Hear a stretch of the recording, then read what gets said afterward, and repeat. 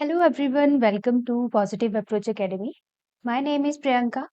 Chemistry की class है आपकी और करेंगे स्टार्ट आज की क्लास को। उससे पहले मैं आपको बता दूं 9:30 पे पॉजिटिव अप्रोच एकेडमी यानी कि हमारे चैनल पे केमिस्ट्री की क्लास फॉर HPTGT कमीशन आती है, तो चैनल के साथ आपने बने रहना है।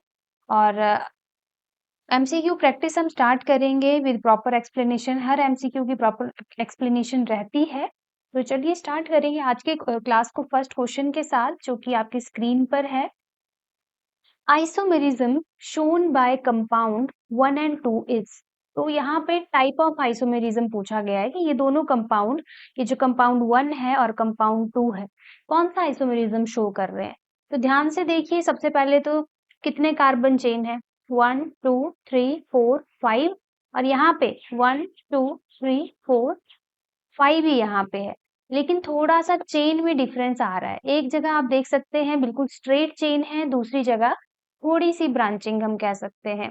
जो सब्स्टिट्यूट है उसकी पोजीशन जो है डिफरेंट है। तो बताइए कौन सा आइसोमेरिज्म हो रहा है यहाँ पे।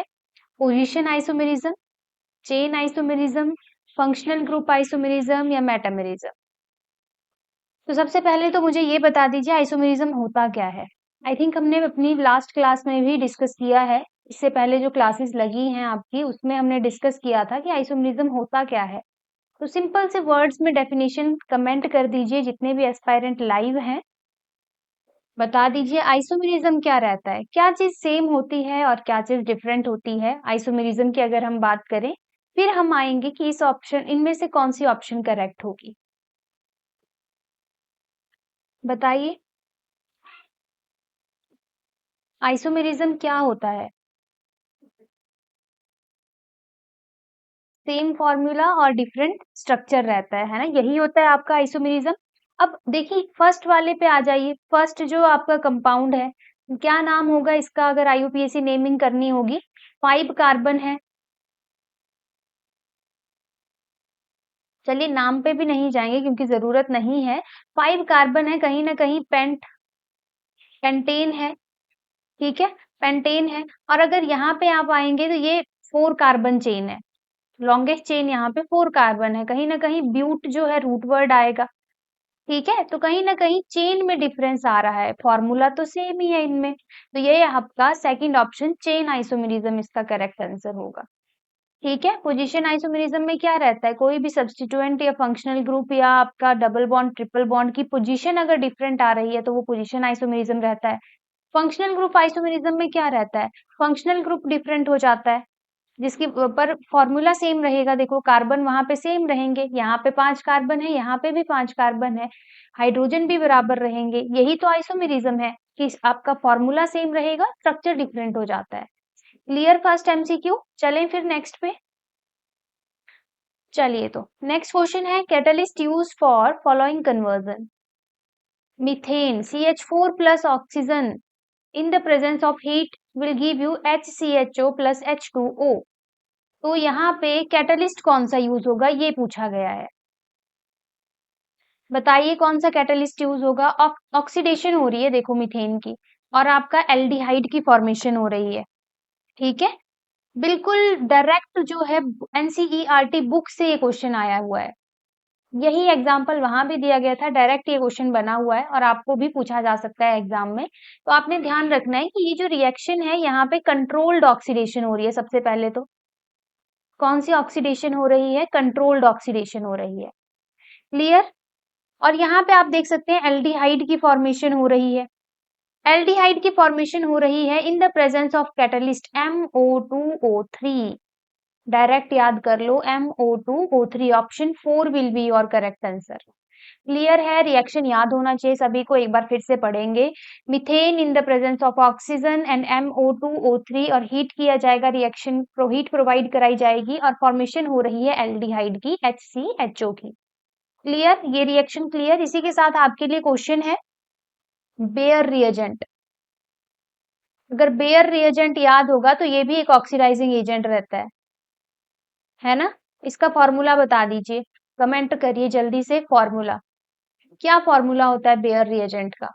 इस तरह के क्वेश्चन भी पूछे जा सकते हैं, तो जल्दी से कमेंट कर देना है सभी ने बेयर रिएजेंट का फॉर्मूला क्या होता है? और देखो जितने भी रिएक्शन बुक में गिवन है, चाहे वो एनसीईआरटी हो या किसी भी बुक से आप पढ़ रहे हैं, उन रिएक्शन को जरूर याद करें, डायरेक्ट पूछ लिए जाते हैं, जैसे कि आप इस रिएक्शन को भी देख सकते हैं। इसी तरीके के क्वेश्चन आपको एग्जाम में भी देखने को मिल सकते हैं। तो यहीं पे और भी बहुत सारी प्रोसेसेस रहती है, जैसे हेबर प्रोसेस हो गया आपका, नेमिंग प्रोसेसेस जो रहती हैं, ठीक है, वो सारी पढ़नी है आपने। ऑसवाल्ड प्रोसेस है आपकी, और भी बहुत सारी प्रोसेसेस हैं, सारी पढ़नी है आपने। तो बेयर रिएजेंट का फॉर्मूला जल्दी से कमेंट कर दीजिए। तब तक चलेंगे हम अपने नेक्स्ट क्वेश्चन पे। नेक्स्ट क्वेश्चन है standard reduction potentials at 298 kelvin for the following half reactions are given against each. तो यहाँ पे देखो रिएक्शन दिए गए हैं आपके पास, देख सकते हैं आप, उनके स्टैंडर्ड रिडक्शन पोटेंशियल भी गिवन है। इतना क्वेश्चन तो हमें हो गया क्लियर। पूछा क्या गया है, species with highest reducing power is, कौन सी, किसके पास सबसे ज्यादा रिड्यूसिंग पावर होगी? ध्यान से क्वेश्चन पढ़ लीजिए। हमें बोला गया है स्टैंडर्ड रिडक्शन पोटेंशियल गिवन है, आपको बताना है इनमें से कौन सी स्पीशीज है जिसके पास हाईएस्ट रिड्यूसिंग पावर है। अब रिड्यूसिंग पावर की मतलब क्या है? रिड्यूसिंग पावर का मतलब है जो दूसरे को रिड्यूस कर रहे हैं ना, जो दूसरे को रिड्यूस करने की कैपेसिटी जिसके पास है। अगर दूसरे को रिड्यूस कर रहा है तो खुद की क्या हो रही है उसकी? जो स्पीशीज दूसरे की रिडक्शन करवा रहा है उसकी खुद की क्या होती है? ऑक्सीडेशन। क्या हो रही है उसमें? उसमें हो रही है ऑक्सीडेशन। क्लियर इतना? तो यहाँ पे हाईएस्ट रिड्यूसिंग पावर किसकी होगी? मतलब जिसकी ऑक्सीडेशन हो रही है। और इससे ये मतलब भी निकलता है जिसका ऑक्सीडेशन पोटेंशियल सबसे ज्यादा होगा। ऑक्सीडेशन पोटेंशियल, ध्यान से क्वेश्चन समझना है आपने। ऑक्सीडेशन पोटेंशियल जिसका सबसे ज्यादा होगा, बट क्वेश्चन में तो हमें रिडक्शन पोटेंशियल गिवन है, तो हम क्या करेंगे, ये जो रिडक्शन पोटेंशियल गिवन है इनका नेगेटिव साइन हटा के इनका ऑक्सीडाइजिंग पोटेंशियल लिखेंगे। जैसे 0.76 माइनस में है, ये हो जाएगा 0.76 प्लस का, ये ऑक्सीडाइजिंग पोटेंशियल आ जाएगा, क्योंकि उसी से हम चेक करेंगे। आंसर हमारा ऑक्सीडाइजिंग पोटेंशियल के बेसिस पे आएगा। ये हो जाएगा आपका 0.74, और ये तो जीरो ही रहेगा, ये आपका 0.77 वोल्ट। तो सबसे ज्यादा ऑक्सीडेशन पोटेंशियल जिसका होगा उसी के पास हाईएस्ट रिड्यूसिंग पावर होगी। जिसके पास ऑक्सीडेशन पोटेंशियल सबसे ज्यादा उसके पास रिड्यूसिंग पावर सबसे ज्यादा। ये डायरेक्ट रिलेशन याद कर लो, ऑक्सीडेशन पोटेंशियल जिसका जितना ज्यादा उसका रिड्यूसिंग पावर उतनी ही ज्यादा होती है। रिड्यूसिंग पावर क्या होगी? उतनी ही ज्यादा। तो कौन सा आंसर करेक्ट है इसमें? Option 4 Fe2 positive. Question clear है सभी को? देखो हमें पूछा गया था हाईएस्ट रिड्यूसिंग पावर, तो ये रिलेशन याद रख लो। हाईएस्ट रिड्यूसिंग पावर उसकी होती है जिसके पास ऑक्सीडेशन पोटेंशियल सबसे ज्यादा होगा। क्वेश्चन में तो हमें नेगेटिव में गिवन है, मतलब ये रिडक्शन पोटेंशियल है, तो हमने इसको चेंज कर दिया ऑक्सीडेशन पोटेंशियल में प्लस का साइन लगा के। क्लियर है इतना? तभी हमारा ऑप्शन 4 जो है करेक्ट आया है, Fe2 पॉजिटिव। आपके लिए इसी के साथ एक और क्वेश्चन है, बहुत ही इजी, जो हम पहले भी डिस्कस कर चुके हैं। देखो मैं रिपीटेड क्वेश्चन इसलिए देती हूँ जो हमने ऑलरेडी डिस्कस किए हैं, ताकि वो चीजें आपको याद रहें, क्योंकि बेसिक्स हैं, बेसिक्स क्लियर होंगे तभी जो है आपके इस तरह के कॉन्सेप्ट भी क्लियर होंगे। आपने बताना है गेन ऑफ इलेक्ट्रॉन किसको कहते हैं और लॉस ऑफ इलेक्ट्रॉन किसको कहते हैं। ऑब्वियसली रिडक्शन और ऑक्सीडेशन की ही मैं बात कर रही हूँ यहाँ पे भी। तो आप बताइए गेन ऑफ इलेक्ट्रॉन क्या ऑक्सीडेशन को कहते हैं या रिडक्शन को कहते हैं? वही लॉस ऑफ इलेक्ट्रॉन ऑक्सीडेशन में होता है या रिडक्शन में होता है? ये आपके लिए अभी के लिए क्वेश्चन है। जल्दी से कमेंट कर देना है सभी एस्पायरेंट्स ने, और वीडियो को लाइक भी जरूर कर दें। लाइक्स के साथ साथ शेयर भी जरूर करना है अपने फ्रेंड्स के साथ, और जो चैनल पे नए हैं वो चैनल को सब्सक्राइब भी जरूर कर लें, क्योंकि इसी तरीके की HPTGT कमीशन से रिलेटेड वीडियोस हमारे चैनल पे आती हैं। रात 9 बजे से शुरू हो जाती हैं वीडियोस आना, तो चैनल के साथ आपने बने रहना है और अपनी तैयारी हमारे साथ जो है करनी है। चलिए, क्लियर है क्वेश्चन सभी को? आई होप सभी आंसर भी कमेंट कर रहे होंगे, तो जल्दी से कर देना है आपने कमेंट। चलेंगे अपने नेक्स्ट क्वेश्चन पे। Repeating units present in the silicons can be represented as, देखो सिलिकॉन्स में होते हैं रिपीटेड यूनिट्स, तो वही फॉर्मूला पूछा गया है आपसे, कौन सा होगा? ऑप्शन 1 है R2SiO, ऑप्शन 2 है RSi2O2, ऑप्शन 3 है RSi2O एंड ऑप्शन 4 है SiO2। बता दीजिए। बहुत ही इजी क्वेश्चन है और आ भी सकता है एग्जाम में इस टाइप का। सिलिकॉन्स, फॉर्मूला मैं लिख देती हूँ, CH3 ट्वाइस SiO, कुछ इस तरीके के आपके सिलिकॉन रहते हैं और यही रिपीटिंग स्ट्रक्चर यूनिट बनता रहेगा चेन जैसे। तो कौन सा आंसर हो जाएगा? R2SiO। R यहाँ पे एल्काइल या फिनाइल ग्रुप हो सकता है, तो option 1 will be your correct answer. Direct याद रख लो, ऑप्शन 1 जो है आपका करेक्ट आंसर है। नेक्स्ट क्वेश्चन है, half life period of any first order reaction is. याद करो अब, chemical kinetic chapter, first order reaction, zero order reaction, second order reaction. इससे पहले की क्लासेस में हम कुछ न्यूमेरिकल भी कर चुके हैं और मैंने आपको यूनिट्स भी बताए थे, याद है? जीरो ऑर्डर रिएक्शन के यूनिट रेट कांस्टेंट के, है ना? तो वो भी याद होने चाहिए। चलिए तो अब क्वेश्चन पे वापस आते हैं। Half life period of any first order reaction is directly proportional to the initial concentration of reactant, half of the rate constant, same for all reaction, independent of initial concentration of reactants। कौन सा option correct होगा? तो सबसे पहले तो half life याद कर लो क्या होती है। अगर हम हाफ लाइफ की बात करें, वो भी फर्स्ट ऑर्डर रिएक्शन के लिए, ठीक है, फर्स्ट ऑर्डर रिएक्शन की बात की जा रही है, तो एक तो फॉर्मूला हमने किया था न्यूमेरिकल में यूज, अगर आपको याद होगा, टी हाफ। टी हाफ क्या है आपके पास? हाफ लाइफ पीरियड, है ना? T half equals to 0.693 divided by K. एक तो हमने ये फॉर्मूला किया था, याद होगा अगर आपको। इसी के साथ एक और फॉर्मूला रहता है, टी हाफ, एक second, T half directly proportional to A naught की पावर 0। ए नॉट है यहाँ पे इनिशियल कंसेंट्रेशन, और इसी को हम लिख सकते हैं T half equals to A naught 1 minus N. ये वाला फॉर्मूला भी आई थिंक मैंने आपको करवाया है क्लास पे। तो यहाँ से हमें क्या पता चल रहा है? सबसे इंपॉर्टेंट वाला रिलेशन देखो यहाँ पे, T half directly proportional to A naught की पावर 0। यहाँ से पता चल रहा है कि जो आपकी हाफ लाइफ पीरियड है फर्स्ट ऑर्डर रिएक्शन की, वो इंडिपेंडेंट होती है इनिशियल कंसेंट्रेशन ऑफ रिएक्टेंट के। Option 4 will be your correct answer. Direct याद रखो, independent of initial concentration of reactant, first order reaction की बात हो रही है यहाँ पे। क्लियर सभी को? क्या आंसर होना चाहिए आपका? ये फॉर्मूलाज याद कर लो, न्यूमेरिकल आ सकता है यहाँ से और ये यूज होते हैं फॉर्मूलाज। तो half life period of any first order reaction is independent of initial concentration of reactants. Clear सभी को इतना? इसी के साथ आप मुझे बता दो, जो फर्स्ट ऑर्डर रिएक्शन होता है उसके यूनिट्स क्या रहते हैं रेट कांस्टेंट के लिए? चलिए आपके लिए अभी क्वेश्चन है, बताइए यूनिट्स क्या रहेंगे? पहले भी पढ़ चुके हैं हम, रिवीजन ही समझिए अब आप साथ के साथ, है ना? पिछली चीजें भी हम साथ के साथ याद करते रहेंगे। यूनिट्स बता दो, फर्स्ट ऑर्डर रिएक्शन के लिए बताना है। और जैसे यहाँ पे बोला गया है, half life period of any first order reaction is independent of initial concentration of reactant. अगर यहाँ पे होता जीरो ऑर्डर रिएक्शन, तो बताओ कंसेंट्रेशन के साथ क्या रिलेशन रहेगा? जीरो ऑर्डर का कंसेंट्रेशन के साथ क्या रिलेशन रहेगा?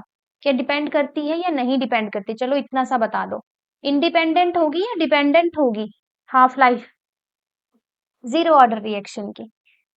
दो क्वेश्चन है आपके लिए यहाँ पे। पहला तो यूनिट्स बता दो फर्स्ट ऑर्डर रिएक्शन के लिए रेट कांस्टेंट के।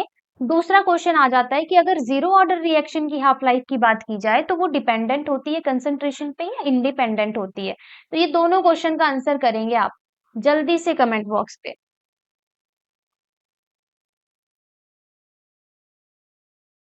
जल्दी कमेंट कर दो, फिर नेक्स्ट क्वेश्चन पे चलेंगे। इसी के साथ मैं आपको बता दूं, हमारे चैनल पॉजिटिव अप्रोच एकेडमी में पेड बैच भी अवेलेबल है। जिन एस्पायरेंट्स को हमारे पेड बैच से तैयारी करनी है, वो इस दिए गए व्हाट्सएप नंबर पे हमें मैसेज कर सकते हैं और पूरी डिटेल ले सकते हैं। सब कुछ करवाया गया है पेड बैच में, रिकॉर्डेड रहेगा सब कुछ, आपको पेमेंट करने के बाद एकदम से अवेलेबल हो जाएगा। तो वो सारी डिटेल आप हमारे व्हाट्सएप से हमसे ले सकते हैं। बाकी रही बात उन एस्पायरेंट्स की जो खुद से तैयारी करना चाहते हैं, तो डेली आपको पता ही है हमारी प्रैक्टिस सीरीज चली है यूट्यूब चैनल पे। डेली जो है वीडियोस आती हैं related to physics, chemistry, mathematics. तो हमारे साथ बने रहें और अपनी तैयारी जो है हमारे साथ करें। इसी के साथ प्लेलिस्ट भी अवेलेबल है। प्लेलिस्ट में वेरियस वीडियोस हैं टीजीटी कमीशन से रिलेटेड, तो वहां से भी आप अपनी तैयारी कर सकते हैं। तो यूनिट्स और जीरो ऑर्डर रिएक्शन 2 क्वेश्चन मैंने आपको अभी दिए थे। आई होप सभी ने आंसर कर दिया है। तो चलिए नेक्स्ट क्वेश्चन पे चलेंगे। Next question is which of the aldehyde is most reactive. काफी इजी क्वेश्चन है, जल्दी से आंसर कर दो। फर्स्ट है C6H5CHO, सेकंड है CH3CHO, थर्ड है HCHO एंड फोर्थ है all the equally reactive. All are equally reactive होना था यहाँ पे। तो चलिए बताइए मोस्ट रिएक्टिव एल्डिहाइड कैसे पता करेंगे हम, कौन है मोस्ट रिएक्टिव? देखो यहाँ पे आपने याद रखना है रिएक्टिविटी, रिएक्टिविटी ही पूछी गई है ना। तो रिएक्टिविटी से आपने याद रखना है reactivity inversely proportional to steric hindrance, steric hindrance. बस यही फंडा है जो आपने याद रखना है। जो ये सारे इंपॉर्टेंट पॉइंट्स मैं लिखवाती हूँ इनको आप नोट भी कर सकते हो, है ना, अपने नोट्स में भी ऐड करते चलना, क्योंकि ये बहुत इंपॉर्टेंट है। Reactivity inversely proportional to steric hindrance. तो देखो सबसे कम स्टेरिक हिंड्रेंस जिसमें होगी वही ऑप्शन आपकी करेक्ट होगी। स्टेरिक हिंड्रेंस का मतलब है कि जितना लार्ज सब्स्टिट्यूट प्रेजेंट होगा उतनी ज्यादा स्टेरिक उतनी कम लेस रिएक्टिविटी होगी और उतनी ज्यादा स्टेरिक हिंड्रेंस होगी। तो देखो सब्स्टिट्यूएंट एल्डिहाइड के साथ जितना ज्यादा होगा यहाँ पे, अगर आप ऑप्शन में देखें तो वहां पे रिएक्टिविटी भी उतनी ही कम होगी, क्योंकि वो रिएक्ट ही नहीं करने देगा किसी और के साथ, है ना, हिंड्रेंस क्रिएट कर देगा। तो सबसे छोटा अगर हम कहें या कि जिसमें आपका कोई भी सब्स्टिट्यूट अटैच नहीं है वो सबसे ज्यादा रिएक्टिव होगा। तो सबसे कम कौन है यहाँ पे? सबसे कम सब्स्टिट्यूट, सबसे कम सब्स्टिट्यूटेड ग्रुप कौन सा है? Option third HCHO will be your correct answer, क्योंकि यहाँ पे बिल्कुल नो स्टेरिक हिंड्रेंस हम कह सकते हैं, ये इजीली रिएक्ट कर जाएगा HCHO। C6H5CHO काफी बड़ा यहाँ पे देख सकते हैं आप सब्स्टिट्यूएंट लगा हुआ है, CH3CHO में भी लगा हुआ है मिथाइल ग्रुप, तो ये हिंड्रेंस क्रिएट करेगा। और ये जो आपका HCHO है मिथेनल है ना, मिथेनल है ये, CH2O अगर हम कहें, तो ये आपका सबसे कम स्टेरिक हिंड्रेंस इसमें होगा, दैट्स वाई रिएक्टिविटी भी इसकी सबसे ज्यादा है। क्लियर है क्वेश्चन सभी को? चलें फिर नेक्स्ट क्वेश्चन पे। चलिए which compound will have highest boiling point. तो ये तो आप आंसर कर दीजिए जल्दी से, पहले भी हम बॉइलिंग पॉइंट पे क्वेश्चन कर चुके हैं। ऑप्शन देख लो, मिथेन है आपका, मिथेनोल है, इथेनॉल है, ठीक है, और यहाँ पे आपका मिथेनल है ना। तो बताइए हाईएस्ट बॉइलिंग पॉइंट। देखो आपने सिंपल याद रखना है एल्डिहाइड्स का हाईएस्ट बॉइलिंग पॉइंट रहता है, ठीक है। एल्डिहाइड जो रहते हैं, सॉरी सॉरी सॉरी, एल्डिहाइड नहीं, मैंने अल्कोहल कहना था। अल्कोहल की सबसे ज्यादा बॉइलिंग पॉइंट रहता है, क्यों? क्योंकि इनमें होती है आपकी हाइड्रोजन बॉन्डिंग। पहला ऑप्शन हो गया कैंसर, फोर्थ ऑप्शन भी हो गया कैंसर, बचा सेकंड और थर्ड। अब ये भी अल्कोहल, ये भी अल्कोहल, एक जगह मिथाइल है एक जगह इथाइल ग्रुप है। तो हमें पता है relation boiling point directly proportional to mass, किया है ना पहले, याद है सभी को, पहले भी हम ऐसा क्वेश्चन कर चुके हैं जिसमें मैंने आपको बताया था boiling point directly proportional to mass. किसका मास ज्यादा होगा, ऑप्शन 2 का या ऑप्शन 3 का? Obviously option 3 C2H5OH will be your correct answer. Question clear हुआ? हाईएस्ट बॉइलिंग पॉइंट कैसे देखना है, सबसे पहले तो आप फंक्शनल ग्रुप चेक करो। अल्कोहल है तो ऑब्वियसली उसका सबसे ज्यादा रहेगा ड्यू टू हाइड्रोजन बॉन्डिंग सबसे ज्यादा इसमें होती है। फिर दूसरी बात, अगर सारे अल्कोहल ही हैं तो मास चेक कर लो, मास जिसका ज्यादा उसका बॉइलिंग पॉइंट ज्यादा रहेगा। तो ऑप्शन 3 हमारा करेक्ट आंसर रहेगा। आपके लिए अभी के लिए क्वेश्चन है ब्रांचिंग के साथ बॉइलिंग पॉइंट का क्या रिलेशन रहता है। मान लो अगर ब्रांचिंग हो रही है तो बॉइलिंग पॉइंट इंक्रीज करेगा या डिक्रीज करेगा, बताओ। With increase in branching boiling point will increase और डिक्रीज, ये आपके लिए क्वेश्चन है। करिए कमेंट, सभी कमेंट करेंगे जितने भी एस्पिरेंट्स लाइव हैं। तो बताइए विद ब्रांचिंग बॉइलिंग पॉइंट आपका इंक्रीज करेगा या डिक्रीज करेगा। ये छोटे छोटे कॉन्सेप्ट्स होते हैं जहां से क्वेश्चन डायरेक्ट बन जाते हैं एग्जाम के लिए। कर दीजिए कमेंट जल्दी से, नेक्स्ट क्वेश्चन पे चलेंगे तब तक। Which has the maximum number of molecules among the following. बहुत ही इजी, जल्दी से n निकालना है आपने हर ऑप्शन का और बस दैट्स इट। उसी के पास सबसे ज्यादा नंबर ऑफ मॉलिक्यूल्स होंगे, है ना।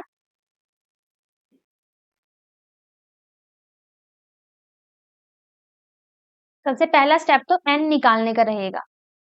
तो ये आपके लिए है होमवर्क क्वेश्चन, और होमवर्क क्वेश्चन है तो सिंपल सी बात है, क्या रहेगा आपका काम, इसका कमेंट करना आंसर।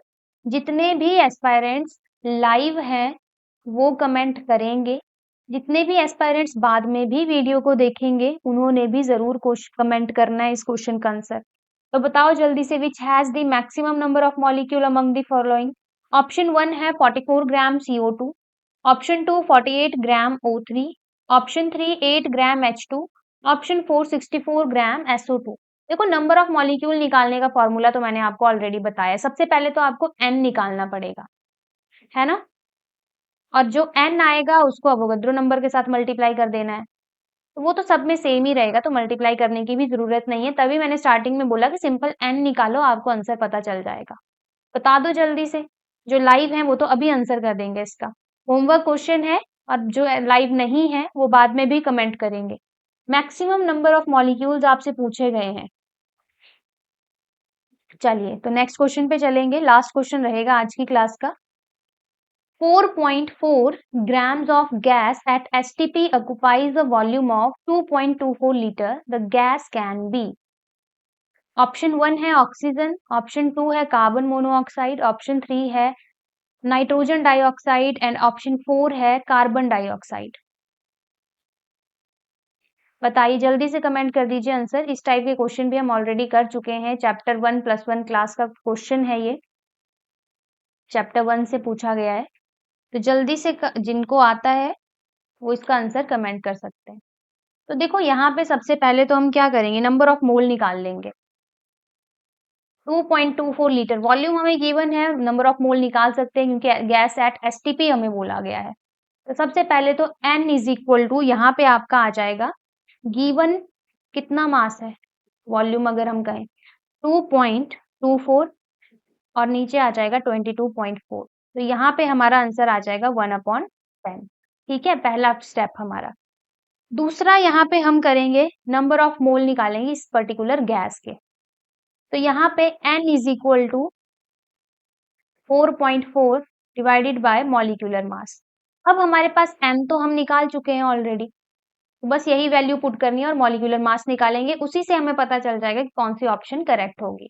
तो 1/10 is equal to 4.4 upon molecular mass. तो कितना आंसर आ जाएगा यहाँ पे, molecular mass is equal to 4.4/10 which is equal to, यहाँ पे आ जाएगा आपका 44। 44 किसका होता है मॉलिक्यूलर मास अगर हम कहें, ऑक्सीजन का तो नहीं होगा, कार्बन मोनोऑक्साइड का भी नहीं होगा, वो भी आपको वैसे तो याद ही होना चाहिए मॉलिक्यूलर मास, बाकी आप कैलकुलेट भी कर सकते हैं यहाँ पे मॉलिक्यूलर मास। तो option 4 carbon dioxide will be your correct answer. ठीक है, तो कौन सी गैस है ये, कार्बन डाइऑक्साइड। एक बार फिर से क्वेश्चन देखेंगे ध्यान से। 4.4 grams of a gas at STP occupies a volume of 2.24 liter. The gas can be। तो हमने सबसे पहले तो n निकाल लिया, n की वैल्यू हमें पता चल गई। n के बाद क्या किया हमने, हमने मॉलिक्यूलर मास निकाला। मॉलिक्यूलर मास से हमें पता चल गया कि कौन सी गैस है। तो option 4 CO2 will be your correct answer. ठीक है, तो ये था आज की क्लास का लास्ट क्वेश्चन। इसी के साथ आज की क्लास को यहीं एंड करेंगे। वीडियो को लाइक जरूर करना है, शेयर जरूर करना है, और जो एस्पायरेंट्स न्यू हैं चैनल पे वो सब्सक्राइब जरूर करेंगे चैनल को। तो आज की क्लास को यहीं खत्म करेंगे, मिलेंगे अपनी नेक्स्ट क्लास में। धन्यवाद।